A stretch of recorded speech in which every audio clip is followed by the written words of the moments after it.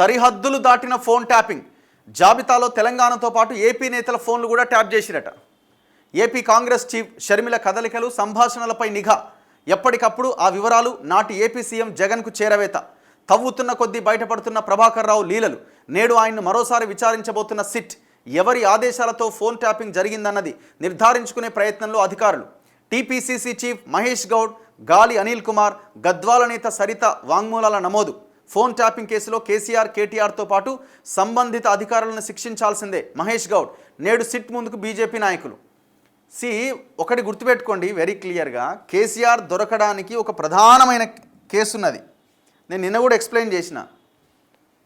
Farm house ఎమ్మెల్యేల కొనుగోలు కేసులో ఫోన్లు ట్యాప్ చేసి ఆ ఫోన్ డేటా ఎవరి దగ్గర ఉండదు, కేసీఆర్ దగ్గరికే వస్తుంది. కేసీఆర్ దాన్ని మీడియా ముందు ప్రజెంట్ చేస్తాడు. అది ఉన్నదే కదా, కళ్ళ ముందు కనిపిస్తున్నదే కదా. ఎవరెవరి ఫోన్లు అట్లా ట్యాప్ చేసిన దాని విషయంలో కూడా మనకు క్లారిటీ ఉన్నది కదా. ఫోన్ ట్యాపింగ్ అది మన ఇది ఎమ్మెల్యేల కొనుగోలు కేసులో గువ్వల బాలరాజు, రేగ కాంతారావు, గద్వాల కృష్ణమోహన్ రెడ్డి, ఇంకెవరో ఉండే కదా ఈయన పైలట్ రోహిత్ రెడ్డి. ఈ నలుగురు ఎమ్మెల్యేలు బీజేపీలోకి పోబోతున్నారు. బీజేపీ ఎమ్మెల్యేలను డబ్బులు ఇచ్చి కొనబోతున్నదని పెద్ద చర్చ నడిచిందా. అప్పుడు నందకుమారి బ్యాచ్ అందరిది. కేసీఆర్ పెద్ద స్టింగ్ ఆపరేషన్ చేయించి స్టీఫెన్ రవీంద్ర ఆధ్వర్యంలో వ్యవహారం అంతా తెచ్చి ఆ వీడియోలన్నీ ప్రజెంట్ చేసి ఢిల్లీలో ఉన్న సుప్రీంకోర్టు జడ్జిలకు, హైకోర్టు జడ్జిలకు, దేశంలో ఉన్న అందరు ముఖ్యమంత్రులకు పంపిండా. అందులో ఆయన 3 ఆడియోలు లీక్ చేస్తాడు. ఆ 3 ఆడియోలు కేసీఆర్కి ఎట్లొచ్చినాయి అన్నది ఇక్కడ పాయింట్. ఇప్పుడు నందకుమార్ అనే ఆయన రోహిత్ రెడ్డితో మాట్లాడిండు ఒక audio, first audio. Rohit Reddy ఏమన్నాడు, ఇది నేను రికార్డ్ చేసినా అన్నాడు. ఓకే, అది రికార్డ్ చేసి ఉండొచ్చేమో, ఎందుకంటే రోహిత్ రెడ్డి ఇంకొక ఫోన్లో రికార్డ్ చేసి కేసీఆర్ పంపించుండొచ్చు. మరి నందకుమారు ఇదే కేసులో ఉన్న సింహయాజీ జైలుకు పోయిన ఆయన కూడా, మరి వీళ్ళిద్దరి ఫోన్ రికార్డు కేసీఆర్ దగ్గరికి ఎట్లా పోయింది?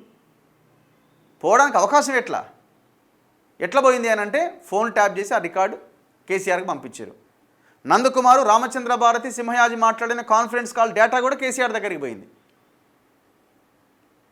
అందులో రోహిత్ రెడ్డి లేడు. రోహిత్ రెడ్డి ఉంటే రోహిత్ రెడ్డి రికార్డ్ చేసింది అనుకోవచ్చు. ఇక్కడ వెరీ క్లియర్గా కేసీఆర్ చాలా క్లియర్గా దొరికిపోయిండు. ఇదేంది హ్యాంగ్ అయిందా?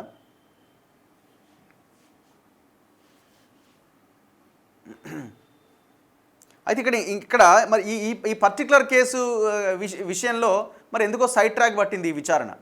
ఫోన్ ట్యాపింగ్ కేసులో ఎంతసేపు ప్రభాకర్ రావు ఎవరెవరు ఫోన్లు ఎన్ని అంటున్నారు, కానీ ఈ ఫామ్ హౌస్ కొనుగోలు కేసు చాలా కీలకమైంది కదా.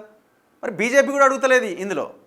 ఇప్పుడు బీజేపీ బిఎల్ సంతోష్నే కదా కార్నర్ చేసింది. బిఎల్ సంతోష్ని అరెస్ట్ చేయడానికి ప్రయత్నం చేసిండు. ఒక టీంని కేరళకు పంపించిండు ఫ్లైట్లో కేసీఆర్.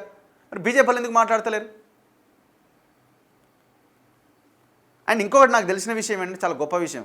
చాలామంది తెలంగాణ ఉద్యమకారులు వాళ్ళంతా నవ్వుకుంటున్నారు కొంతమంది సీనియర్లు. ఏందట అంటే, కేసీఆర్ ఫోన్ ట్యాప్ చేసిందని మీకు ఇప్పుడు అనిపిస్తున్నది, మేము 40 ఏళ్ళ కింద ముచ్చట చెప్తాం విను అని నేను ఒక పెద్ద మనిషి చెప్తున్నాడు. 40 ఏళ్ళ కింద ఏం జరిగింది? 40 ఏళ్ళ కింద 1985లో ఈయన మదన్ మోహన్ రావు మీద ఒకసారి ఎలక్షన్ ఓడిపోయింది అనుకుంటా కేసీఆర్.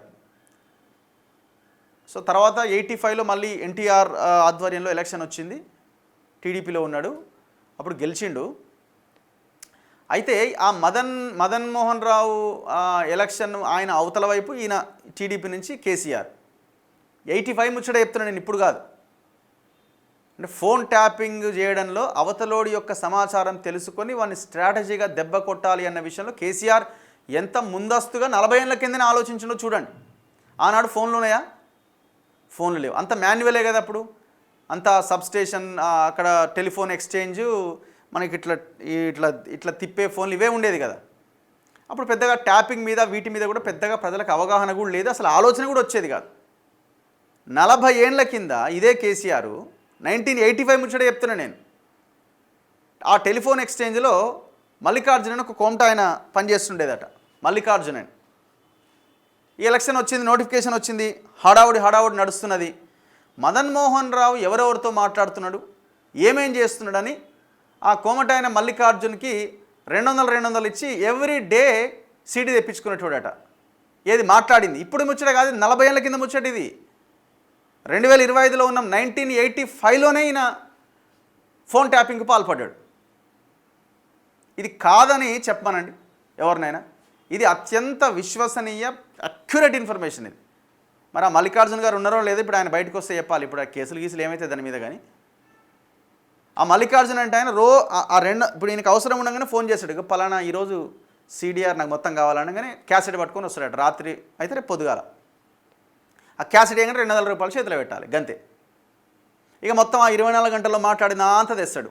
ఏముంటుంది అందులో? ఎవడో ఎక్కడెక్కడ పలానా కూతురి పేరు మీద, కొడుకు పేరు మీద, ఇంకోరి మీద ఓ ప్లాట్ ఉంది అమ్మాలి అంటే ఆయన ఫైనాన్షియల్ స్టేటస్ని తెలుసుకుంటాడు, ఎవరెవరితో మాట్లాడుతుండో తెలుసుకుంటాడు. ఆనాడే అట్లా ఎలక్షన్ ఫేస్ చేసాడు కేసీఆర్.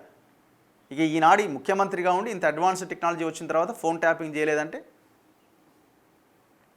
కేసీఆర్ ఇందులో లేడు అనంటే మనం నమ్ముదామా?